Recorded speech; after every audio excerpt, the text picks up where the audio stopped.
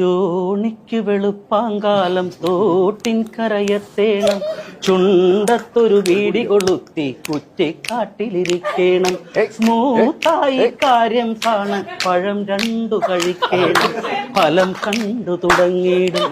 ജോണിക്ക് വെളുപ്പാങ്കാലം തോട്ടിൻ കരയത്തേണം, ചുണ്ടത്തൊരു വീടി കൊളുത്തി കുറ്റിക്കാട്ടിലിരിക്കണം.